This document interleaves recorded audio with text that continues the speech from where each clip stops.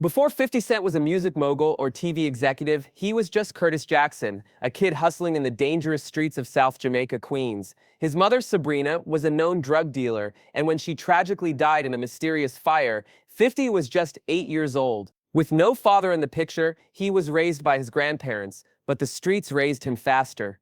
By age 12, he was already moving serious weight. Arrests followed for both drugs and firearms. But it wasn't just survival, he was building something slowly that world. The one filled with constant danger, loyalty, betrayal shaped how 50 moved when he finally got into the rap game. It wasn't about clout, it was about control, power, and revenge. By 1996, he linked up with Jam Master Jay of Run DMC, who began mentoring him. They recorded a full album together, but it never got released. That didn't stop 50. By 2000, he dropped Power of the Dollar under Columbia Records, and with one infamous track, How to Rob, he set the entire industry on fire, literally calling out rap's biggest names, Jay-Z, DMX, Big Pun, and Diddy. He positioned himself as the anti-industry rebel. He rapped, I snatch Kim, tell Puff you want to see her again, dance your ass down to the nearest ATM. It was bold, it was reckless, and it nearly cost him everything, but that wasn't the real danger. That same year, he dropped a track called Ghetto Quran, a gritty lyrical expose where he name-dropped real drug lords, including the infamous Kenneth Supreme McGriff. That song didn't just get him noticed, it allegedly got a price put on his head. Shortly after, 50 was shot 9 times outside his grandmother's house. He barely survived, and while he was recovering in the hospital, Columbia dropped him. Just like that, he was out. And here's where things get interesting, because while 50 was bleeding and rebuilding, someone else was watching him from the sidelines. Someone with power, someone with money, someone named Sean P. Diddy Combs. Fresh out of recovery and blackballed from the industry, 50 Cent didn't fold. Instead, he pivoted, fled to Canada, built his own buzz from scratch, and flipped the mixtape game upside down. At the time, artists weren't dropping their own street tapes, DJs were doing it. But 50 changed that. He started hijacking the hottest beats on the radio and flooding the streets with brutal, honest freestyles. He wasn't just climbing back, he was kicking the door in. And that's when Diddy came calling. It was around 50, was buzzing heavy underground, and Diddy, then dating Jennifer Lopez, was under pressure to stay relevant in a rapidly shifting rap scene. J-Lo reportedly pushed Diddy to work with 50, and the connection was made. 50 began ghostwriting for Puff. His pen gave birth to Diddy's verse on Let's Get It, a gritty club track that started to bridge the gap between street and shiny suit. Rumors started flying that 50 was about to sign with Bad Boy Records. The idea of the street-hardened underdog linking up with one of the industry's flashiest moguls had fans intrigued and haters worried. But then, the deal vanished. According to 50's longtime friend and G-Unit member Tony Yayo, it all came down to fear. Diddy allegedly backed off because of 50's connection to Kenneth Supreme McGriff, the same figure who reportedly ordered the hit on 50 after Ghetto Quran. Bad Boy wasn't trying to get caught up in real street politics, and Diddy wasn't the only one who was hesitant. In an interview years later, 50 revealed he never really wanted to work with Diddy in the first place. He told The Hollywood Reporter that when Diddy was blowing up his phone asking him to write more verses, he didn't want to do it. The only reason he accepted was because his baby mama reminded him they were broke, bills needed to be paid. So he swallowed his pride and took the job. But that moment, ghostwriting for someone he didn't even respect, planted a seed. A seed of resentment. By 2003, 50 Cent had exploded into superstardom. Indie Club was dominating the charts, and his album Get Rich or Die Tryin' was rewriting the blueprint for rap success. The industry couldn't ignore him anymore, even the ones who once turned their back. And ironically, the man announcing his victory at the MTV Music Awards that year, P. Diddy. That moment, Diddy standing on stage, handing 50 the award for Best Rap Video, looked like a gesture of unity. They even dapped each other up like old friends. To the public, it seemed like whatever tension existed had cooled off, but behind the scenes, something was still brewing. Because while 50 was smiling on stage, he was already firing subliminal shots in the booth. That same year, he dropped You Not Like Me, where he made a subtle yet scathing reference to Diddy's past, and he didn't stop there. In a remix of a track originally by the Notorious B.I.G., 50 rapped, I run the city, and I don't dance around like Diddy. Get giddy till they're smacked silly or sprayed with the Mac Millie. a clever jab at Diddy's signature club-style dancing, layered with violent undertones. It wasn't a diss track, it was more dangerous than that. It was a warning. Still, Diddy didn't take the bait, not publicly. In fact, he seemed to embrace 50, even featuring him and Lloyd Banks on the 10th anniversary, the hit's Bad Boy album. Diddy even dropped the iconic line, "The sun don't shine forever, but as long as it's here, we might as well shine together." But to 50, the collaboration felt more like business than brotherhood, and it didn't erase the past. They worked together in the studio, they posed for photos, but for 50 none of it was real. He was still clocking every slight, every move. Because at the end of the day, he didn't forget how Diddy backed off that deal, how he was willing to use his pen, but not stand beside him when the heat was on. If there was ever a spark that lit the full-blown fire between 50 Cent and Diddy, it was one name, Mas. Mas had been the golden child of Bad Boy Records after Biggie's death, carrying the label on his back during its most vulnerable year. From platinum albums to shiny suits, he was Diddy's right-hand man until he wasn't. In a move that shocked the entire rap world, Mas retired in '99 and walked away from the game to become a pastor. But as always in hip-hop, retirement never really means forever. When Mas decided to make a comeback, he didn't go running back to Diddy, he went to 50. At the time, 50 was the heavyweight in the industry, his G-Unit empire was booming, and Mas saw an opportunity. The two linked up and 50 brought him on tour, put him in the Window Shopper music video, and even featured him on the Get Rich or Die Tryin' movie soundtrack.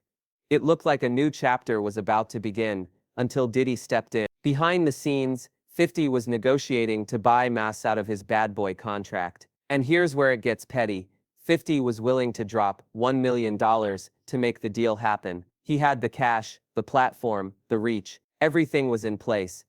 But Diddy, he wanted $2 million. And 50 wasn't having it. He went straight to Funk Flex and aired it all out. Mas ain't worth $2 million with $2 million in his pocket. You crazy? Even Jimmy Iovine, then head of Interscope, stepped in and offered Diddy and 50 the rare chance to keep 100% of the profits from Mas's next album. Interscope normally took a massive cut, but they knew this was big. Still, Diddy refused, and it became crystal clear. This wasn't about business, this was about ego. 50 felt played. He had invested time, money, and spotlight into helping Mas get back on his feet. And now Diddy was pulling strings just to block him out of spite. That's when 50 really snapped. He dropped a brutal diss track, throwing haymakers with bars like, "As the feud escalated, 50 Cent wasn't just throwing lyrical shots anymore. He started pulling back the curtain on Diddy's private life. And this time, the jabs weren't about contracts or ghostwriting. They were about reputation." See, while Diddy was famous for his glamorous white parties in the Hamptons, events packed with celebrities, champagne, and tabloid flashes, 50 was whispering something else entirely, something darker. In a savage diss track from 2006, 50 mocked Diddy for his flashy lifestyle, and then dropped this grenade at the end. "I guess I won't be invited to the white parties in the Hamptons. I don't give." But that wasn't the line people should have been paying attention to. Because right after that, 50 said something way more ominous. "Why you wanna make me tell everybody what Misa told me?"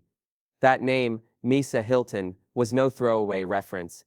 Misa was a stylist, and she'd been with him since his Uptown Records days, and was deeply embedded in the Bad Boy empire. So when 50 dropped that line, fans and industry insiders took notice. What did Misa allegedly tell him? Why was he holding it over Diddy's head like black man? Years later, those questions would come flooding back, especially after former Diddy bodyguard Gene Deal made a chilling claim that Diddy once beat Misa so badly she had to crawl under a car to escape. Misa herself didn't speak publicly about it for years. But when the Cassie Ventura surveillance video went viral, showing Diddy physically assaulting her, Misa posted to Instagram that watching it triggered her own trauma. In 2007, fans were stunned. After years of subliminal disses and behind-the-scenes tension, 50 Cent and Diddy were suddenly on stage together, smiling, performing, and posing like the feud never existed. It happened at Madison Square Garden during Screamfest. Pulled the impossible, he got 50 Cent, Diddy, Jay-Z, and Kanye West to share the same stage. On the surface, it looked like hip-hop royalty burying the hatchet. But if you look closely, something was off. At one point, Diddy tried to put his arm around 50 and 50 visibly pulled away. That wasn't friendship, that was business. Shortly after, 50 dropped the I Get Money remix and featured Diddy and Jay-Z on it. All three moguls were riding high, having just made headlines for their massive wealth. 50 had just made over $100 million from the vitamin water deal. Jay-Z was killing it with Rock Nation, and Diddy, still bad boy, still flossing, still dodging bullets, figuratively and literally. The remix was a flex, no doubt, but the story behind it, pure power play. According to Broadway All Day, the director behind the original I Get Money video, 50's manager Chris Lighty, was brokering major deals behind the scenes that involved all three rap titans. To seal the vibe, they threw Diddy and Jay on the remix. But it wasn't out of love, it was about optics. And in 2024, years later, 50 finally admitted what fans had long suspected, that Diddy's verse on the remix was garbage and someone else had to write it. On The Breakfast Club, 50 mocked Diddy's lines. Yeah, Diddy did it, cars, jewelry, big homes, Diddy did it, shootouts, coastal beefs, Diddy did it, but my lawyer so good that Diddy got acquitted. Charlemagne asked the obvious question, who wrote it? 50 laughed and said Diddy had an idea of what he wanted to say. But someone else helped, he hinted Jay-Z might have penned it. But then Broadway All Day claimed it was actually Lloyd Banks, 50's own G-Unit soldier, who ghostwrote it. The verse sounded like a confession, wrapped in bravado, and fans couldn't tell if Diddy was flexing or snitching on himself. But it didn't stop there, even the beat itself had drama. Broadway All Day revealed that a mystery man had given his girlfriend a CD of beats. Broadway passed it to the label, and one of those beats became I Get Money, but the guy who handed over the CD didn't even own the beat. If 50 Cent was already ice cold with Diddy, what came next would set the whole block on fire. Literally, in 2008, a new name entered the chat, Rick Ross. At the time, Ross was still climbing the ranks in the rap world, trying to build his empire. But after one BET Awards appearance, things shifted forever. Ross later claimed that 50 looked at him funny at the show, and just like that, the most petty yet vicious feud in hip-hop was born. But this wasn't just about stares. Ross came out swinging. On the track Mafia Music, he took aim at 50's most sensitive pressure point, his baby mama Shanika Tompkins. Ross rapped, "I love to pay your bills, can't wait to pay your rent," and followed it up with a line that was straight up dangerous, referencing the mysterious fire that burned down Shanika's house. That same house mysteriously caught fire, forcing Shanika and her son to jump out a window to escape. Shanika later said 50 had threatened her days before, and she firmly believed the fire wasn't an accident. He told me, "Watch what I'll do, I'll have someone come kill you." That was Ross's opening attack. And 50, he didn't just retaliate, he launched a full-on character assassination campaign. He went straight to Ross's baby mama Tia Kemp, and pulled off one of the dirtiest, most talked about moves in rap beef history. 50 flew Tia out to Floyd Mayweather's mansion, recorded interviews with her exposing Ross's alleged lies about his money, his lifestyle, and even his family, and dropped it for the world to see. Tia claimed Ross was leasing cars, renting jewelry, and had a second baby with a woman working as a call girl. Then 50 poured more gas on the fire, literally, by releasing a diss track and skits, calling Ross Officer Ricky, exposing that he used to be a Florida corrections officer. Ross denied it, but then the photos dropped, clear as day, Rick Ross in a CO uniform, and 50 went wild. "You was tellin' inmates what time to eat, when to sleep. Nah, bro, you a cop," but what made it even messier? Diddy jumped into the picture. By now, this wasn't a rap beef, it was personal warfare. 50 Cent had gone after Diddy's money, his artists, his reputation, but he still had one final card up his sleeve. One he never fully played, but always kept close. Misa Hilton. Remember that cryptic threat from years earlier? "Why you wanna make me tell everybody what Misa told me?" That line still haunts Diddy, because to this day, no one knows exactly what 50 claims Misa said. But whatever it is, he's made it clear he's not afraid to say it, if pushed. Even when things seemed publicly calm, like when 50 and Diddy laughed during a 2008 MTV interview, or teamed up on the I Get Money remix, the tension was just beneath the surface. Fake smiles, business handshakes, and side eyes told the real story. And in 2024, after Diddy's legal troubles with federal authorities exploded, 50 couldn't help himself. He hopped back on social media, roasting Diddy, throwing up old footage, and reigniting every rumor he could. He even brought up Diddy's bizarre confessional verse on the I Get Money remix, mocking him for essentially rapping like he was reading off an indictment. Yeah, Diddy did it. Cars, jewelry, shootouts. Diddy did it. Charlemagne asked if Diddy really wrote that. 50 laughed and said, Jay helped him with that, or maybe Lloyd Banks.